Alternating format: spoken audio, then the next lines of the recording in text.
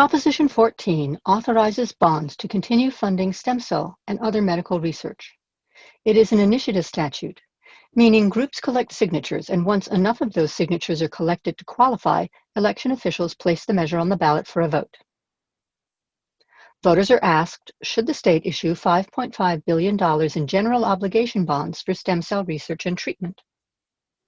In 2004, voters approved Proposition 71, a $3 billion bond measure supporting stem cell research. So far, $2.7 billion of that has been spent. Prop 71 also created the California Institute for Regenerative Medicine, CIRM. CIRM has had to drastically decrease its staffing and stop accepting new grant applications. CIRM oversees grants for scientific research, development of treatment and clinical trials, construction of research facilities, and funding for college research internships.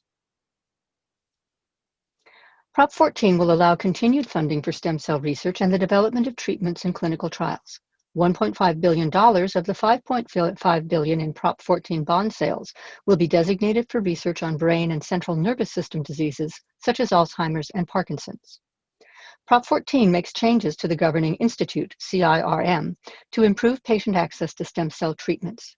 These changes include hiring staff dedicated to improving the institute's internal policies and procedures, establishing a new advisory group to support its board of directors, and depositing revenue from patents and inventions into the general fund to help pay for patients' treatments. Total costs to repay the bonds are estimated at $7.8 billion to be paid $260 million per year over the next 30 years. Here are some of the supporters and opponents of Prop 14. The supporters are mainly medical organizations. Opponents include two political parties and Howard Jarvis Taxpayers Association.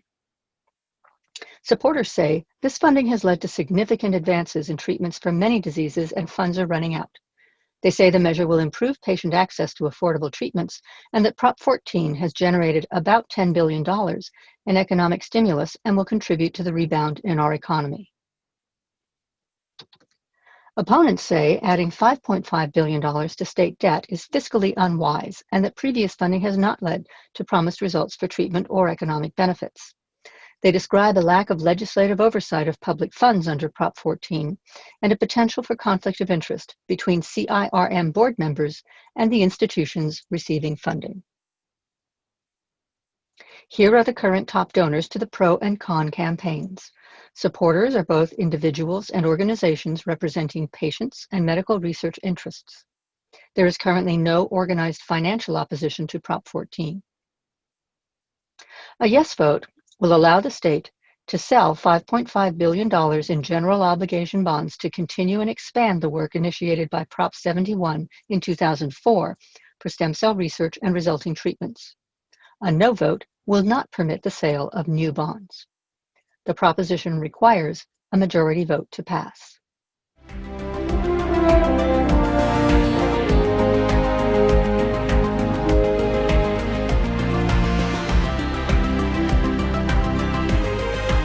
Proposition 15 increases funding for public schools, community colleges, and local government services by changing tax assessment of commercial and industrial property. Voters are asked, should the California Constitution be amended so that most commercial and industrial properties are taxed on their reassessed market value with the resulting revenue used to support local governments and schools? If approved, changes would be made in a phased approach determined by the legislature, most likely starting in 2022. Property tax is the assessed value of the property multiplied by the property tax rate. Before 1978, real estate property assessments were adjusted each year to roughly market value by county assessors. Prop 13 changed this. Now taxable values are adjusted to market value only when properties change ownership and cannot be increased more than 2% annually between such sales. Prop 13 did not distinguish between residential and commercial property or between property owned by a private owner or a corporation. In the case of corporate-owned real estate, ownership changes when the property is sold or when the corporation itself changes ownership. For some property, neither has occurred since 1978. As a result, some commercial property is now assessed far below its market value. Prop 15 would require commercial real estate to be reassessed to market value at least every 3 years if this is not otherwise triggered by a change in ownership. Prop 15 does not change existing Prop 13 mandated tax applied to residences or residential rental property, including mixed-use property and mobile home spaces, or to agricultural land, or to properties owned by small commercial property owners, those who own $3 million or less of commercial property. Businesses with less than $500,000 of equipment would no longer pay tax on their equipment, as that amount would be exempted starting in 2024. By leaving residences alone and changing commercial property, Prop 15's approach is called a split roll tax. After a phase-in period, Prop 15 would raise between $8 and $12 billion of property tax revenue, to be distributed about 40% to K-12 schools and community colleges and 60% to local governments. The education funding would be additional to currently mandated education funding levels. Supporters include local and state elected officials, teachers associations and unions, and the League of Women Voters California. Opponents include chambers of commerce and organizations representing business and taxpayer interests. Supporters say a few very large corporations are currently sheltered from reassessments. Prop 15 closes the loophole benefiting these corporations and makes them pay their fair share of California's property tax bill, while protecting the state's small businesses.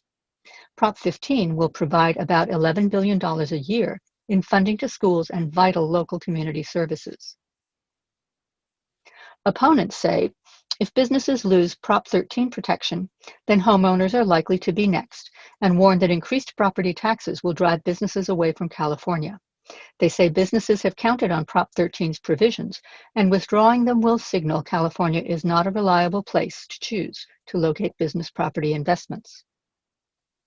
Top donors to the pro-Prop 15 campaign are the California Teachers Association, Service Employees International Union, and philanthropic foundations. Donors to the campaign opposing Prop 15 are the California Business Roundtable, real estate interests, and the California Taxpayers Association. A yes vote means the assessed value of commercial property will be adjusted to market value periodically, with exceptions for residential rental property, agricultural land, and small commercial property owners. The additional revenue will go to local governments and schools. A no vote means commercial property will continue to be assessed only when ownership changes. The proposition requires a majority vote to pass.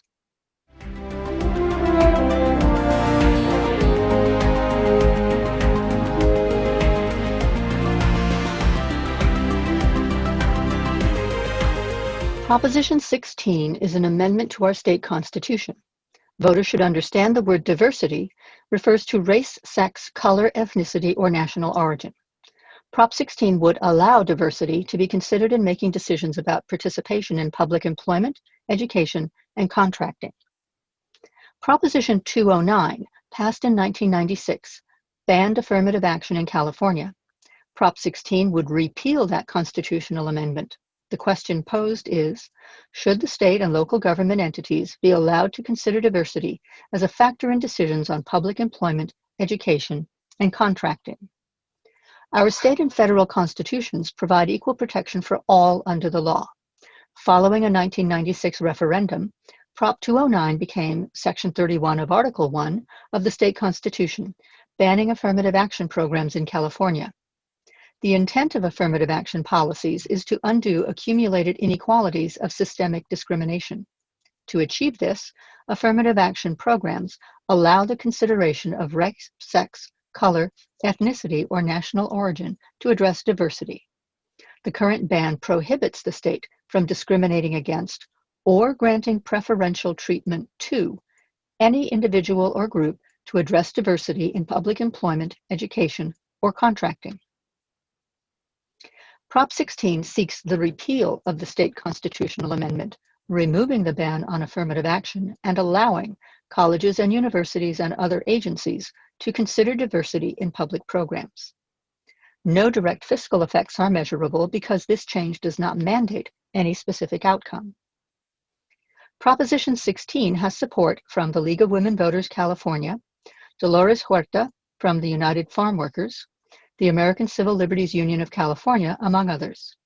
Proposition 16 is opposed by the American Civil Rights Institute and the Chinese American Civic Action Alliance, the California Republican Party, and others. If California stood independently among national economies, it would rank as the 5th largest economy in the world. Supporters of Prop 16 say many hardworking Californians are not sharing equally in that economy, particularly women, people of color, and low-wage workers. They say 25 years of quantitative and qualitative data show race-neutral solutions cannot fix problems steeped in systemic racism. The ongoing pandemic is forcing Californians to acknowledge deep-seated inequalities and far-reaching institutional failures that demonstrate race and gender still matter. Opponents of Prop 16 say repealing the constitutional amendment prohibiting judgment based on race, color, ethnicity, or national origin will legalize racism and sexism. They say if employment, enrollment, and contracts are given based on affirmative action policies, these spaces and awards must be taken from others based on their race or gender. They feel decisions should be based on merit, not quotas. Opponents believe the measure violates the 14th Amendment to the U.S. Constitution and its principle of equality before the law. Financial supporters of the Yes on 16 campaign include the Kaiser Foundation and their hospitals, Quinn Delaney, and others. The top donor to the opposition financing is Students for Fair Admissions. A yes vote means Prop 209, Section 31 of Article 1 of the California Constitution, will be repealed, amending the state constitution to allow state and local entities to consider diversity in public education, employment, and contracting to the extent allowed under federal and state law.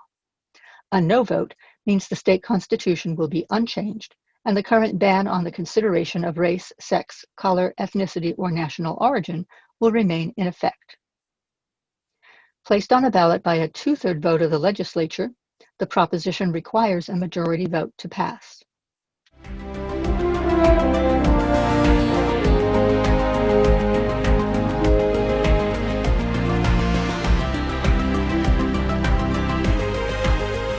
Proposition 17 is a legislative constitutional amendment that would restore a citizen's right to vote while they are on parole after completing a state prison term. Proposition 17 asks if people on state parole who are U.S. citizens, residents of our state, and at least 18 years of age should be able to register and vote in elections. Currently, the California Constitution does not allow inmates in state prisons or those on parole to vote. Prop 17 would amend the Constitution to allow this. Prop 17 would allow people on state parole to register and vote. The fiscal effects are estimated to be approximately hundreds of thousands of dollars annually due to the increased volume of voter registrations and the preparation, distribution, and tabulation of ballot materials if parolees who become eligible register and vote. One-time state costs to update systems would also likely be in the hundreds of thousands of dollars. Prop 17 supporters include elected state and federal officials and the American Civil Liberties Union, as well as the League of Women Voters California.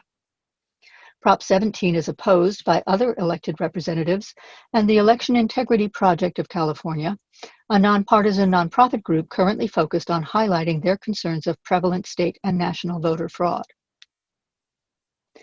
Supporters of Prop 17 say parole by definition is not punishment. It is intended to help reintegrate people into the mainstream. Parolees are working, paying taxes, and doing right. There are 19 other states that already allow parolees to vote, and it's time California does the same. Nearly 50,000 Californians have completed prison terms, pay taxes, but cannot vote. Opponents of Prop 17 say it will allow violent criminals to vote before they complete their sentence and parole. Some parolees committed serious crimes and should have to finish their parole. An individual on parole has not regained the full trust of society at large, nor the privilege to participate as a full member of society. The main registered donor in support of Prop 17 is Susan Pritzker. There are currently no reportable donors financing opposition to Prop 17.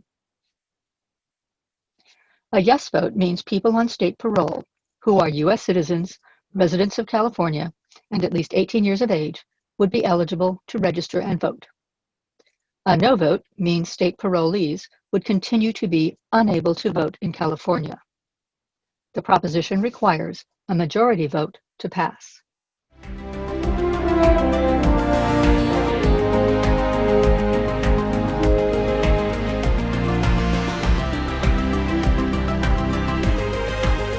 Proposition 18 is a legislative constitutional amendment to permit 17-year-olds to vote in primary and special elections if they turn 18 by the next general election. Prop 18 asks if our state constitution should be amended to permit 17-year-olds who will be at least 18 years old and otherwise be able to vote at the time of the next general election to vote in any primary or special election that occurs before the next general election. The California Constitution currently permits individuals who are at least 18 years old on the date of an election to vote in that election. Prop 18 would change the state constitution to permit 17-year-olds who will be at least 18 years old and otherwise eligible to vote at the next general election to vote in any primary or special election that occurs before the next general election. Primary elections determine which candidates compete. The general election determines which candidates win. By letting these 17-year-olds participate in the associated primary, they have a voice on who can compete for their vote in the general election. Prop 18 expands the voter base by bringing 17-year-olds into the electoral process. It also makes them eligible to run for office. County election officials will have some additional work to do in processing new voter registrations. They will also have to send ballot materials to newly registered 17-year-old voters. Increased county costs for this workload would likely be in the range of hundreds of thousands of dollars to $1 million every 2 years. One-time state costs to update systems would likely be around $100,000. Prop 18 supporters include Assembly members Evan Lowe and Kevin Mullen, and Alex Padilla, California Secretary of State. Prop 18 opponents include Howard Jarvis Taxpayers Association and the Election Integrity Project of California, a nonprofit organization currently focusing on voter fraud concerns. Supporters say that young people whose birthdays fall between the primary and general election are currently at a disadvantage to those who are permitted to vote in both the primaries and associated general election. Without full exposure to the election process, they are unable to help select who will run in the general election. Prop 18 would encourage young people to be involved in lifelong voting. Opponents say 17-year-olds are legal minors and, by definition, are still considered children. They are almost all still living at home and under the strong influence of their parents and teachers. Opponents therefore feel these young people need more life experience to understand the issues. Top donors in favor are the California Nurses Association and the Service Employees International Union Healthcare Workers. No registered donor details were available regarding the opposition committee as of the date of this recording. A yes vote supports this constitutional amendment to allow 17-year-olds who will be 18 at the time of the next general election to vote in the primary or special elections. A no vote opposes this constitutional amendment and maintains the current situation, that is, no one under the age of 18 may vote in any election. The measure requires a majority vote to pass.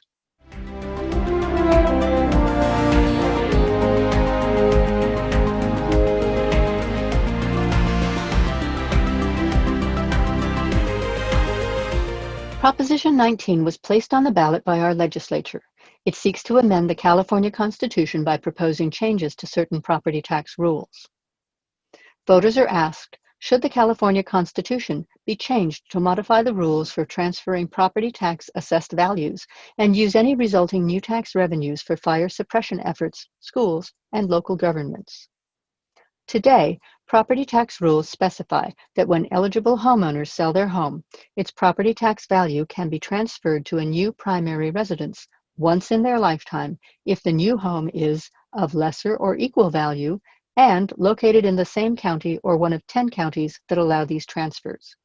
Eligible homeowners are people over 55 or severely disabled or who have lost their homes in a wildfire or natural disaster. For inherited properties, the current property tax value always transfers to the heirs. Prop 19 would change property tax rules so that eligible homeowners could transfer the assessed property tax value of their primary residence anywhere in California when they buy a replacement residence. The new home could be of lesser, equal, or greater value. Replacement homes of greater value would be reassessed, but at less than their new market value. Homeowners who are older than 55 or disabled could use these rules up to 3 times in their life. Prop 19 would reassess an inherited property at market value unless it would be used as a farm or the primary residence of the heir, and they move in within 1 year of the parent or grandparent passing away. Additional changes are made for inherited property defined as, quote, high value, unquote. High value properties are those whose new market value exceeds their currently assessed value by more than $1 million. See votersedge.org and other resources for the details. Prop 19 would also set up a new special fund for fire protection. Fiscal effects include the following.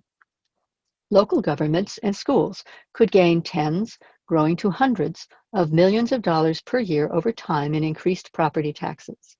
Increased funding to schools due to property tax increases would result in less provision of state funding to maintain mandated school funding levels. The state savings and some additional fees paid to the state during property transfers would be designated to benefit fire suppression services. Counties may need to spend tens of millions of dollars per year implementing Prop 19 rules. The California Association of Realtors is the primary supporter. The primary opponent is the president of the Howard Jarvis Taxpayers Association. Supporters say that Prop 19 removes unfair restrictions on eligible homeowners, seniors, wildfire victims, and disabled homeowners, so they can move anywhere in the state while retaining their Prop 13 tax savings. It closes tax loopholes on some inherited property while still protecting heirs who use the inherited home as their residence. They say Prop 19 increases revenues to benefit schools, local governments, and fire protection. Opponents of Prop 19 oppose property tax increases on inherited properties and point out voters have preserved protections for inherited properties in several previous propositions. Other opponents say the expansion of tax benefits for people over 55 perpetuates an already unfair tax advantage, so real reform is needed. Opponents also say that 60% of voters rejected a similar initiative 2 years ago and should reject this one as well. The primary financial contributors supporting Prop 19 are real estate industry associations. Opposition to Prop 19 is funded by the Howard Jarvis Taxpayers Association. A yes vote on Prop 19 means that eligible homeowners can change their primary residence to any location in the state up to 3 times, usually without experiencing property tax increases. Heirs of properties who don't use them as their primary residences or working farms will pay increased property taxes. High-value inherited primary residences and family farms will be reassessed, but at less than full market value. A no vote on Prop 19 means eligible homeowners would maintain current Prop 13 acquired access to property tax savings. Transferring property tax values once within their county or to other participating counties to a primary home of equal or lesser value. All inherited properties would continue to be eligible for property tax savings. The proposition requires a majority vote to pass.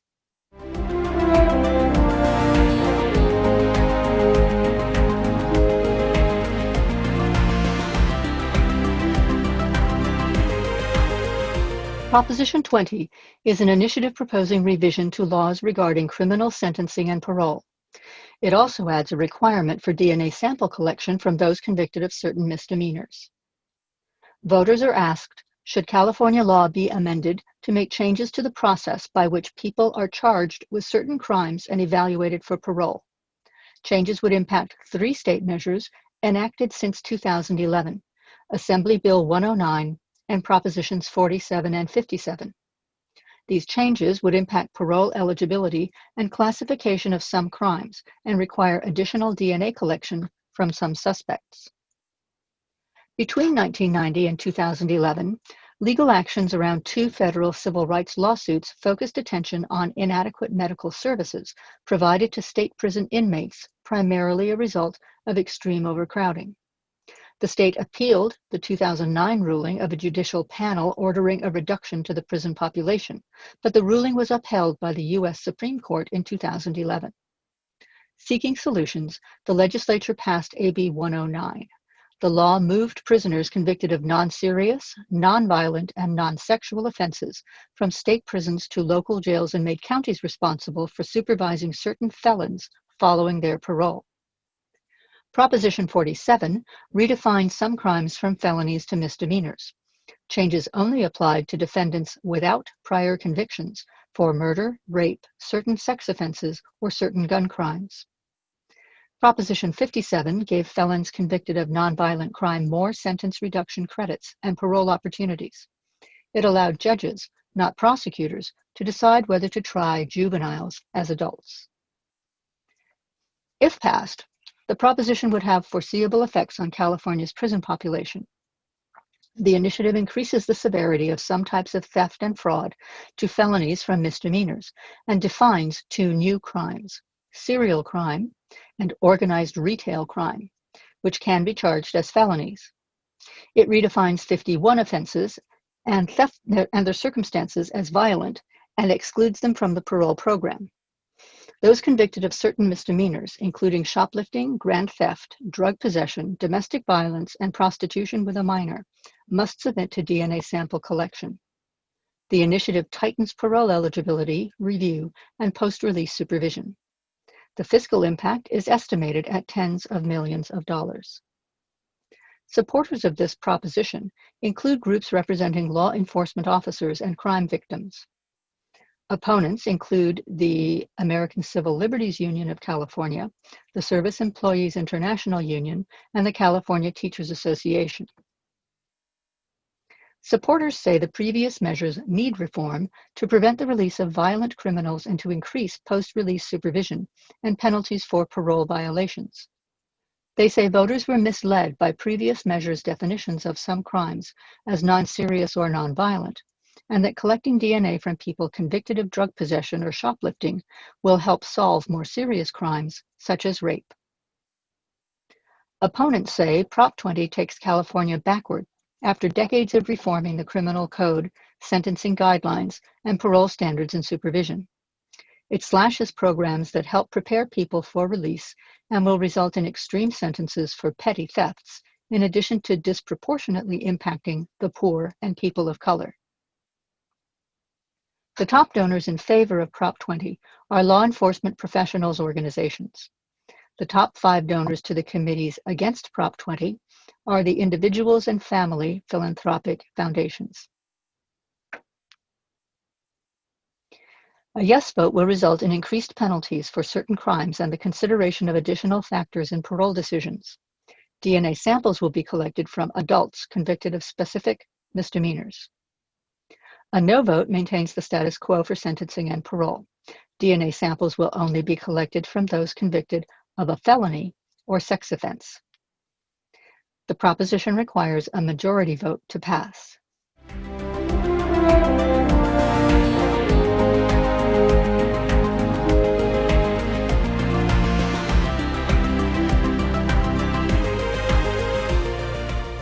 Proposition 21 expands local government authority to enact rent control on residential property. Voters are asked if the current law, Costa-Hawkins Rental Housing Act, should be changed to allow local governments to apply residential rent control on housing 15 years old and older. Prop 21 seeks to replace the Costa-Hawkins Rental Housing Act, referred to by the shorthand Costa-Hawkins. Prior to the enactment of Costa-Hawkins in 1995, local governments were permitted to enact rent control as long as landlords received reasonable returns. Costa-Hawkins prevents local governments from controlling rent on housing units with distinct title designations, such as condos, townhouses, and single-family homes, or housing occupied after February 1, 1995. Costa-Hawkins allows landlords to raise rents on these properties to market levels when tenants move out. In 2018, Proposition 10 attempted to repeal Costa-Hawkins, but was defeated. The proponents of Prop 10 now propose this initiative, Prop 21, to modify Costa-Hawkins. This ballot proposition would allow local governments to adopt rent control on housing units, with the exception of housing that was first occupied within the last 15 years and units owned by individuals who own no more than 2 housing units with designated titles, such as single-family homes and condos. Prop 21 would require local governments that adopt rent control to allow landlords to raise rent when a tenant moves out, but limits those increases to 15% during the first 3 years following a new tenancy. The overall effect on state tax revenue is not clear. The largest effect would be a reduction on property tax paid if there is a decline in the underlying value of rental properties over time. If more owners sell their properties due to increasing restrictions, then that will increase income tax revenues when those properties are sold. The AIDS Healthcare Foundation is a prominent supporter of Prop 21 and was a proponent of the attempt to rescind Costa-Hawkins in 2018, Prop 10, which failed. Also in support is the California Democratic Party and the ACLU of Southern California. Opponents include groups representing business and taxpayers' interests, the State Conference of the NAACP, and senior advocates. Supporters say local communities should be able to limit rent increases to preserve affordable housing and help tackle homelessness. They say Prop 21 helps many segments of the community stay in their homes: seniors, veterans, essential workers, and families.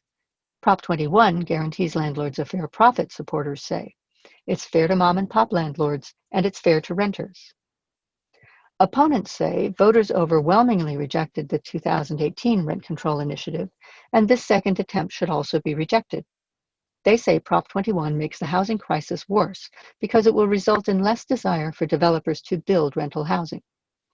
The solution to lowering rental prices won't come from more government mandates and rules, they say, but instead from reasonable changes to strict zoning laws, reduced building costs, and easier and faster permitting processes.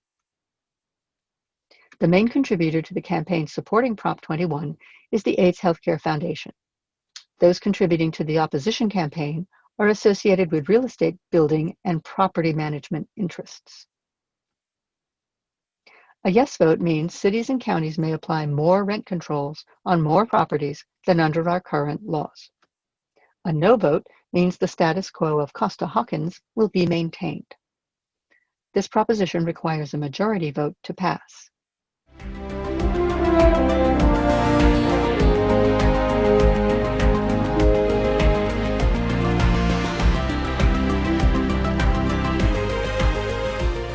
Proposition 22 is an initiative to change the employment classification rules for drivers working with app-based companies. These companies offer services through an application, or app, installed on a digital device such as a phone, tablet, or laptop. Examples of app-based companies are Lyft, Uber, DoorDash, and Instacart. Prop 22 seeks to classify drivers of app-based companies as contractors rather than employees. It asks, should app-based transportation and delivery companies be allowed to adopt unique labor and wage policies for these drivers? In Assembly Bill 5, passed in 2019, the state legislature defined criteria that must be met before workers can be classified as contractors. Contractors do not get the same benefits and protections as employees. Most app-based drivers do not meet the contractor criteria of AB 5 and are therefore classified as employees. Some app-based companies have defied this law and continued to classify their drivers as contractors. The California Attorney General filed suit to enforce the requirements of AB 5. That suit remains in process with further oral arguments scheduled October 13. Note there are over 800,000 drivers that provide rides and deliveries in California. Proposition 22 seeks as an initiative to exempt drivers from AB 5 and preclude further lawsuits. If Prop 22 passes, app-based companies can continue to classify their drivers as contractors. While contractors will not be eligible for standard employee benefits, Prop 22 entitles them to be paid 120% of the local minimum hourly wage, health insurance subsidies if they work more than 15 hours per week, medical costs and partial lost income replacement if injured on the job, a minimum of $10 million in liability insurance, and safety and anti-harassment training along with enforcement of harassment policies. They would also be subject to criminal background checks. The fiscal effects of the proposition are minimal. There could be a minor increase to state income tax funds if companies save by not paying employee benefits and pass those savings on to consumers with lower charges, potentially increasing usage and individual earnings to the independent contractor drivers.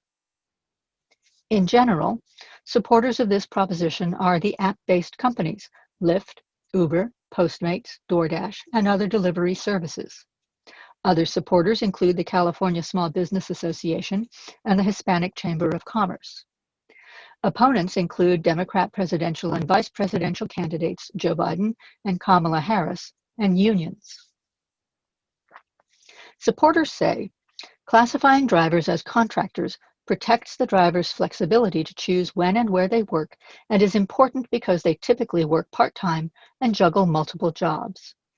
They say Prop 22 represents progress by providing better benefits than were available to drivers before the passage of AB 5, and that it protects drivers since employers would likely eliminate some positions if forced to pay more to cover higher employee benefits. They highlight the increased public safety protections of criminal background checks and enforcement of sexual harassment policy. Opponents counter by saying the current law, AB 5, does not limit flexibility of part-time work and that the majority of drivers are not part-time and should receive standard employee benefits. They don't think app companies should write their own exemption into state law via the initiative process. Opponents say companies already do background checks, so selling that as a new feature is misleading. Uber and Lyft also already offer sexual harassment training, and in this regard, Prop 22 is weaker than what is already being done. The top 5 donors in favor of Prop 22 are the app-based companies, Lyft, Uber, DoorDash, and other delivery services whose contributions totaled over $180 million. The top 5 donors against Prop 22 are unions, including the Teamsters, Service Employees International, and transport workers, whose contributions are over $10 million. A yes vote allows companies to classify app-based drivers as independent contractors, not employees, withholding standard employee benefits and protections, but providing limited benefits as defined in the initiative. A no vote means AB 5 will remain the controlling law, and most workers, including app-based drivers, will be classified as employees and entitled to employee benefits and protections. A majority vote is required for the proposition to pass.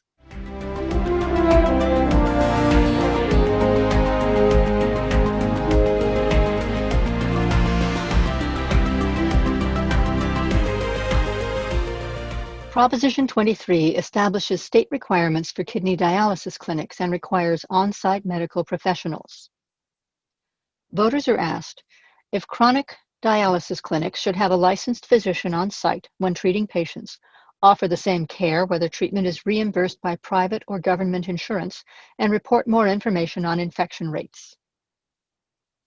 Patients with end-stage kidney disease need dialysis, usually several times a week, to survive. In California, there are 600 such clinics regulated by the State Department of Health. Most treatments are reimbursed by government insurance programs, Medicare and Medi-Cal. And some patients are covered by private insurance. Covered costs are negotiated with these different insurers. In 2018, Prop 8 sought to limit the profit margins of dialysis clinics to 15% above certain costs. This proposition failed with voters. Prop 23 would require dialysis clinics to have a licensed physician on site. Waivers can be requested allowing a nurse practitioner or physician's assistant to perform this role. It would require the clinics to obtain permission from the California Department of Health before closing a clinic. It would forbid clinics to refuse treatment based on who is paying, public or private insurance. Increased operational costs to clinics may lead them to negotiate increased reimbursement schedules. Some of these increased reimbursement costs will be paid by state and local governments, potentially increasing their costs in the low tens of millions of dollars annually. The Service Employees International Union, United Healthcare Workers, is a primary supporter of the measure. The owners of the majority of California dialysis clinics oppose the measure. Supporters say dialysis is dangerous. If something goes wrong, a doctor should be immediately on hand. They say improved reporting of infection rates will lead to improved care, and that Prop 23 is designed to ensure patients have access to dialysis treatment, particularly in rural areas, by requiring Department of Health approval before closing clinics. Opponents say Prop 23 would unnecessarily increase healthcare costs and make the shortage of doctors and other medical personnel specialized in kidney care worse. They say clinics are already well regulated and that leaders of SEIU, United Healthcare Workers West, are targeting owners as a result of their ongoing labor organizing dispute. SEIU, United Healthcare Workers West, have contributed over $6 million to the Yes on 23 campaign. Contributions opposing the measure come from owners of dialysis clinics and total over $90 million. A yes vote means dialysis clinics would operate according to new state-mandated requirements, having an on-site physician, providing the same treatment irrespective of the reimbursement source, reporting more information about infection rates, and seeking permission from the California Department of Health to modify services or to close. A no vote means chronic dialysis clinics would not be required to have a doctor on site during all patient treatment hours and would otherwise operate under currently applicable regulations. The proposition requires a majority vote to pass.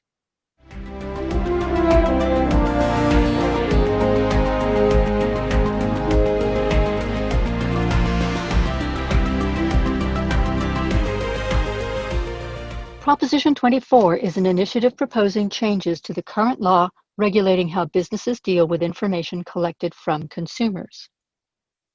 Voters are asked if they want to amend the California Consumer Privacy Act of 2018, which came into effect at the beginning of this year. Changes would increase penalties for violations, allow consumers new privacy freedoms, and change which businesses fall under the law. It also proposes a new state agency to monitor compliance.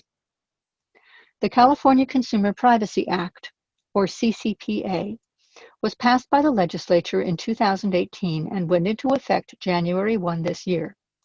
It was a compromise measure arising from discussions that began with a ballot initiative campaign in 2018. That initiative was sponsored by real estate developer Alastair McTaggart and opposed by information technology companies including Amazon, Facebook, Google, and Microsoft. It was withdrawn when lawmakers themselves took action. The CCPA of 2018 requires businesses collecting personal information to disclose the types of information collected, how they are used, and permits consumers to request deletion of their information and/or refuse to allow its sale or sharing to third parties. Prop 24 would change the definition of which businesses are subject to the law, add penalties for violations, articulate additional rights for consumers, and create an oversight agency. The creation of the California Privacy Protection Agency is the major cost center for the initiative's fiscal impact, an increase in tens of millions of dollars annually. Prop 24 would change and expand some definitions of personal information and increase penalties for privacy violations. Prop 24 regulates the direct use of information by the collecting business, in addition to sale or sharing of this information. However, Prop 24 excludes businesses that acquire data from 100,000 or fewer individuals or households. The cost impact to businesses of these changed restrictions is not known. Increased costs to the state due to additional workload at the Department of Justice is expected. The California NAACP and some consumer groups are supporters, while other consumer groups oppose the proposition. Supporters say a new state agency is necessary to monitor the law and prosecute violations. There are numerous changes to definitions of what is personal and sensitive information, aimed at increasing the consumer's ability to protect their privacy about health, finances, and more. The proposition enables consumers to limit the use of their sensitive information, not just its collection, storage, and downstream sharing or sale to third parties. Supporters say enacting this measure through the initiative process assures Californians that only another statewide initiative process can eliminate the law. Opponents say changes that advance consumer rights are compromised by changes that favor business. For example, if consumers opt out of information sharing, they may be denied some benefits or charged extra to pay for privacy. Businesses could choose not to act in some circumstances if, in their view, action requires a, quote, disproportionate effort, unquote. Opponents emphasize the complexity of the 52-page ballot measure, point out it was written in concert with social media corporations, and say voters should first assess the impacts of the current legislation after allowing it to operate for more than a few months. The top donor to Yes on 24 is Alistair McTaggart, who has contributed over $5 million. The Consumer Federation of California and the California Nurses Association each contributed over $20,000 to the opposition campaign as of this recording. A yes vote will expand consumers' rights and redefine which businesses fall within the scope of the law. A new state agency to monitor the legislation will be established. A no vote leaves the current legislation, the California Consumer Privacy Act of 2018, in place with the California Department of Justice to oversee its enforcement. Prop 24 requires a majority vote to pass.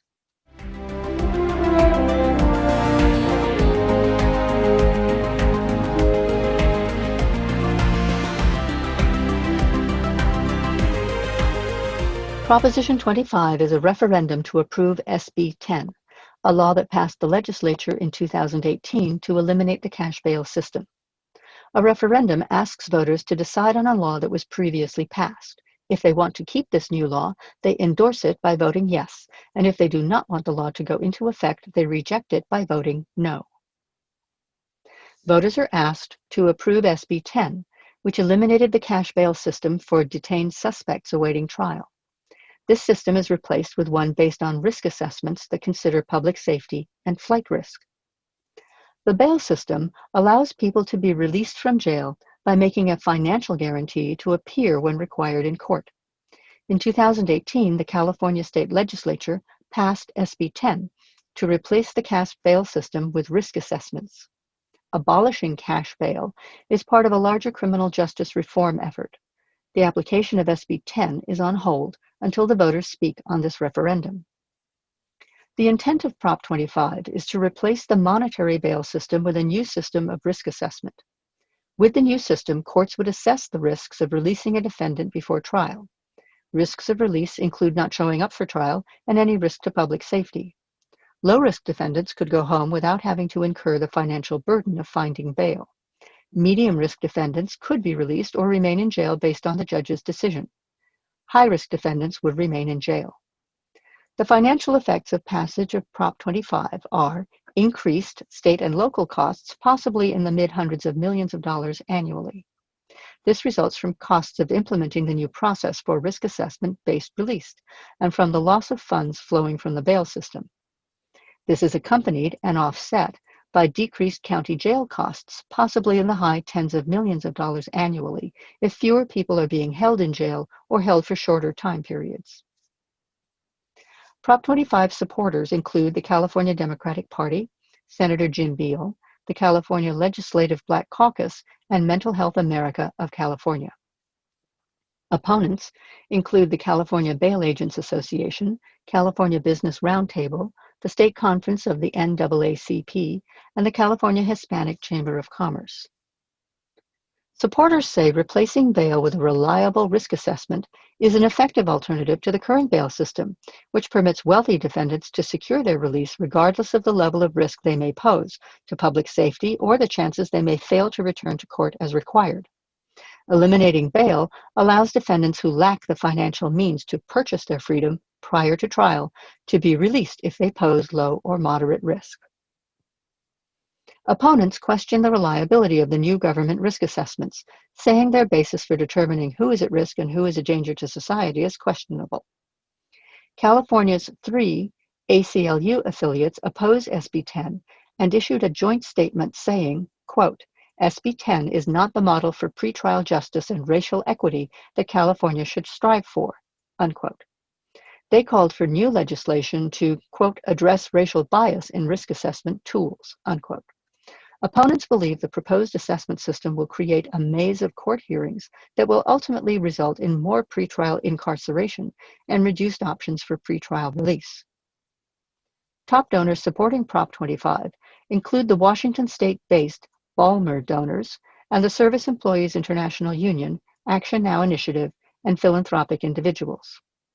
Top donors opposing this proposition are bail bond businesses and companies providing services or insurance to bail bond businesses. A yes vote endorses the legislation, SB 10, and means the current cash bail system will be replaced by a risk assessment system.